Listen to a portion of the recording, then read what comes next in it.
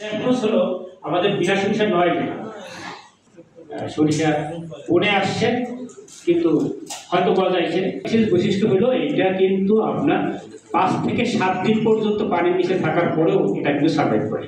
আঞ্চলিক কর্মশালা সেটা বিনা কর্তৃক এবং এর মূল উদ্দেশ্য হলো বিনা উদ্ভাবিত বিভিন্ন জাত, বিভিন্ন ফসলের জাত যেমন ধান, সরিষা, মুগ, ডাল, সবজি ইত্যাদি, এই জাতগুলো এই অঞ্চলে কতটা ইম্প্যাক্ট বয়ে আনছে বা কৃষকের দোরগোড়ায় কতটুকু পড়ছে বা আরও কতটুকু পৌঁছা দরকার এবং কি করলে জনগণ এটার থেকে সর্বোচ্চ উপকার পাবে, এইটা নিয়ে এই কর্মশালা। আমাদের কৃষকের সাথে সম্পৃক্ততাটা আমরা কিভাবে করি সেই ক্ষেত্রে আসলে দেখেন, আমরা যেমন বরিশাল অঞ্চলে আজকে আমরা এসেছি, এখানে আমরা একটা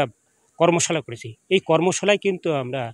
এই বরিশাল অঞ্চলের যতগুলো উপজেলা আছে প্রত্যেকটা উপজেলা থেকে ওখানের উপজেলা কৃষি কর্মকর্তা এবং ওখানের যে কৃষি সম্প্রসারণ কর্মকর্তা আছে তাদেরকে নিয়ে এসেছি আমরা, এবং কিছু কিছু উপজেলা থেকে আমরা উপসহকারী কৃষি কর্মকর্তাদেরকে ডেকে নিয়ে আসছি। উদ্দেশ্য হলো যেহেতু কৃষি সম্প্রসারণের সাথে আমাদের কৃষকের সম্পর্ক কৃষক এর কাছে আমার উপসহকারী কৃষি কর্মকর্তা যাচ্ছেন, আমার কৃষি কর্মকর্তা যাচ্ছেন, এবং এই যে সম্পর্কটা আমরা বলি যে রিসার্চ, এক্সটেনশন এবং কৃষক, এই তিনটার সাথে যখন সমন্বয় ঘটে তখন আসলে একটা প্রযুক্তি তখন মাঠে কৃষকের কাছে কিন্তু পৌঁছানো সম্ভব হয়। এবং এই জিনিসটাই আমরা ব্যবহার করছি, এই জন্যই এই ওয়ার্কশপগুলো আমরা করতেছি, এই জন্যই আমরা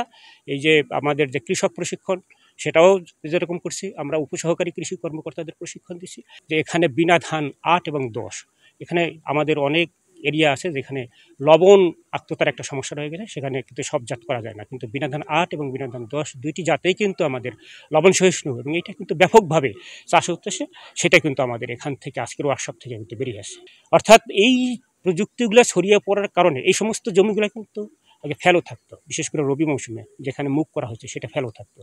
যেখানে আমাদের বিনা ধান 8-10 করা হচ্ছে সেই জমিগুলো কিন্তু ফেলো থাকতো রবি মৌসুমে, বড় মৌসুমে। কিন্তু এখন এই জাতগুলো পাওয়ার কারণে কিন্তু কৃষক মানে সেই ফেলো জমির থেকে কিন্তু সে অধিক মানে ফলন পাচ্ছে এবং একটা অতিরিক্ত ফসল পাচ্ছে এবং অতিরিক্ত সে মানে যেটা তার আর্থিক যে সেটা কিন্তু সে অর্জন করতে পারছে। এই প্রকল্পের আওতায় আমরা সারা বাংলাদেশে বিনার যে প্রচলিত এবং আধুনিক জনপ্রিয় জাতসমূহ আছে, এই জাতসমূহ কৃষকের মাঝে আমরা এটার চাষ পদ্ধতি, এটা চাষাবাদ করা কৌশল, বীজ সংরক্ষণ, বীজ উৎপাদন, এই বিষয়ে কৃষকদের আমরা হাতে কলমে প্রশিক্ষণ দিয়ে থাকি। কৃষকের পাশাপাশি যেহেতু কৃষি সম্প্রসারণ দপ্তরের কর্মকর্তাবৃন্দ তারা কৃষকের সাথে অত্যন্ত ঘনিষ্ঠ সম্পর্কযুক্ত, তাই আমরা তাদেরকেও কৃষি কর্মকর্তা, বিভিন্ন পর্যায়ের কৃষি কর্মকর্তা যেমন উপসহকারী কৃষি কর্মকর্তা, কৃষি অফিসার, কৃষি সম্প্রসারণ কর্মকর্তা, উপপ্রযোজক মহোদয়, তাদেরকেও আমাদের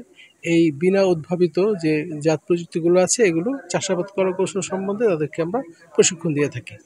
বান্ডেল থাকলে প্রতি সেনমানিতে টাকা বাঁচবে। বিকাশ সেনমানি বান্ডেল কিনে জিতুন প্রতি লেনদেনে।